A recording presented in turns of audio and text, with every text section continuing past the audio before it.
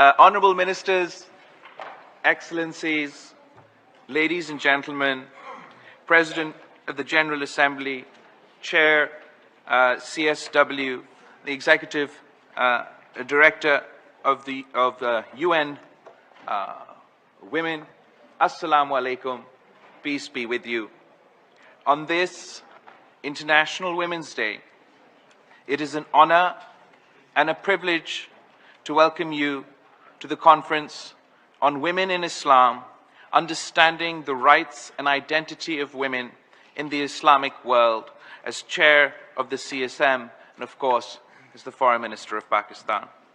We have convened this conference to dispel the deep misperception that exists about the rights, role, and identity of women in Islam.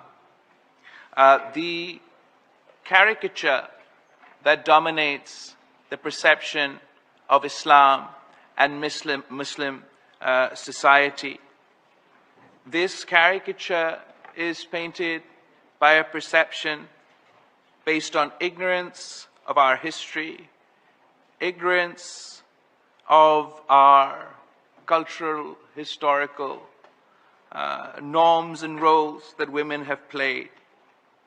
And this caricature is a result of the fact that the perception of our religion has largely been hijacked after 9/11 by extremists, by obscurantists who do not represent our faith. And I feel a special responsibility to counter this propaganda and perception. It offends me as a Muslim, as a Pakistani, to the core of my heart, that the face of Islam, unfortunately, in much of Western public perception, are the likes of Osama bin Laden and not Shaheed Mohtarma Benazir Bhutto. For a fuller understanding, it is essential to distinguish between Islamic principles and law and social practices espoused by some patriarchal societies. This is a distinction that xenophobes, Islamophobes, and obscurantists would not like to make, because they believe in discrimination, and discrimination is the first step to tyranny. The Holy Quran proclaims, "O mankind, we created you from a single pair of a male and a female."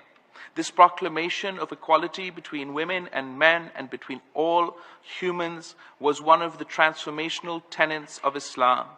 At the time of its inception, Islam was the first religion to give rights to women. Islam forbids injustice, injustice against people, against nations, against women. It shuns race, color, and gender as a basis of discrimination. Islam treats women as human beings in their own right. Under Islamic law and tradition, a woman has an independent social and legal identity and enjoys civil, political, economic, and cultural rights. A woman can inherit, divorce, receive alimony, and child custody, rights which Islam enshrined before many other religions. Islamic history attests to the outstanding role played by Muslim women in all walks of life. Education, enterprise, economics, politics, and governance. The Holy Quran refers to the rule of a woman, the Queen of Saba, alluding to her wisdom and to her country being a land of plenty. Almost 15 centuries ago, the Prophet Muhammad, peace be upon him, declared that the pursuit of knowledge is incumbent on every Muslim, male and female. A female Muslim philanthropist, Fatima al-Fihiri, founded the world's oldest continuously operating educational institution in 859 AD, which is why it is particularly painful today that some choose to justify restriction on the rights of women, particularly to education, in the name of Islam, while in reality these steps are a direct violation of the basic tenets of Islam. Muslim women have long been agents of change in their societies. Islamic history is replete with examples of illustrious women. Hazrat Khadija, a woman business entrepreneur. Hazrat Aisha, a scholar and a preacher. Hazrat Zainab bint Ali, a brave fighter, participant and survivor of the Battle of Karbala. Hazrat Rabia Basri, a Sufi mystic. Shuddha, a scholar and calligrapher. Even today, Muslim women continue to dominate multiple fields: politics, education, health, science, commerce in Muslim societies. The president of Indonesia is the first Muslim female president of Indonesia. The prime minister of Tunisia, the prime minister of Turkey, a computer scientist at the University of Cambridge, Anousheh Ansari, the first Muslim space explorer and astronaut. Malala Yousafzai, the youngest Muslim girl to have won the Nobel Peace Prize. Excellencies, women have played and continue to play a significant role in Pakistan. Our founding father, Quaid-e-Azam Muhammad Ali Jinnah, observed that there are two powers in this world, one the sword and the other the pen. However, there is a third power stronger than both, that of women. Pakistani women have played an outstanding role in our nation's history. The Quaid-e-Azam's sister was at the forefront of our independence struggle and struggle for democracy. Pakistan prides itself that we were the first to elect a female prime minister and head of government, Shaheed Mohtarma Benazir Bhutto. While addressing the World Conference in September 1995, Shaheed Mohtarma Benazir Bhutto said, "I come before you to speak of the forces that must shape the new decade, the new century, the new millennium. We must shape a world free from exploitation and maltreatment of women, a world in which women have opportunities to rise to the highest level of politics, business, diplomacy, and other spheres of life, where there are no battered women, where honor and dignity is protected in war and conflict."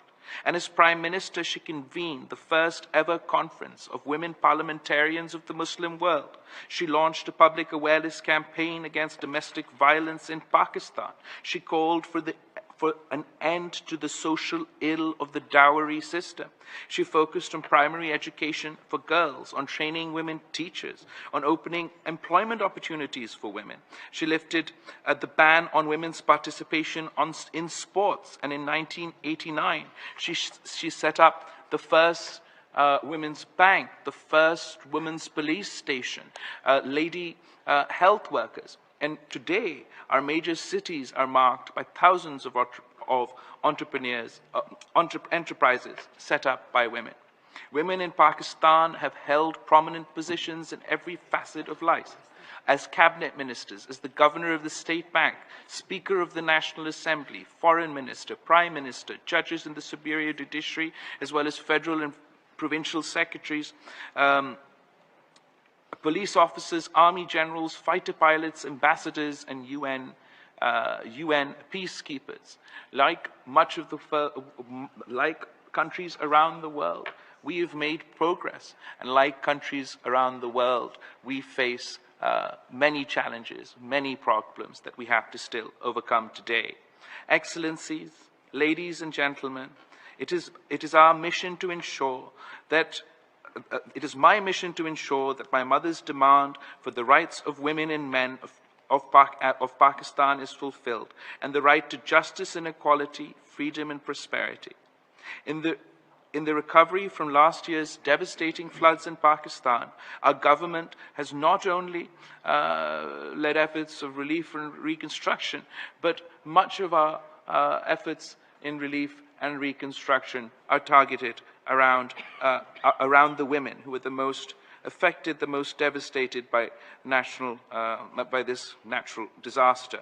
We've given out cash grants through the Benazir Income Support Program to women as part of the reconstruction and rebuilding of homes in the province of Sindh. We're going to give property rights to the women of the household, and we will endeavor to further enlarge the support programs targeted to women based on women's empowerment through financial independence, employment creation, and educational opportunities. And we will not relent in confronting oppression, repression, and discrimination against women. Excellencies, in the context of the progressive and enlightened message of Islam, it is but natural for Pakistan and other OIC countries to express our deep disappointment at the restrictions imposed on human rights of women and girls, especially their right to education and work in Afghanistan. These restrictions are contrary to the injunctions of Islam. I sincerely urge the Afghan interim government to reverse these restrictions and enable the women of Afghanistan to make their full and invaluable contribution to the development and progress of their nation. Excellencies, nor can we ignore the plight of millions of Muslim women living in non-Muslim countries who face obstacles in the enjoyment of their rights, including their rights to freedom of religion. The ban on the hijab in some countries is a denial of their freedom. We must counter the denial of religious and cultural rights to Muslim women in all societies, including non-Muslim societies, and negative stereotyping and discrimination against Muslim women. These are manifestations of Islamophobia. Nor can we forget the suffering of Muslim women in situations of conflict and foreign occupation, such as in Palestine and occupied Jammu and Kashmir. Excellencies, ladies and gentlemen, women are the fountainhead of any civilization. They are the bedrock of a family, of a society, and thus of civilization itself. No nation can truly progress without the social, political, legal empowerment of its women. The role of women in the economic development is pivotal to a nation's progress and prosperity. Inspired by the precepts of Islam and the glowing examples of Islamic history, the OIC member states should lead the way in building a common future for humanity where the empowerment of women and gender parity underwrite a new, peaceful, prosperous, and inclusive world order. I thank you.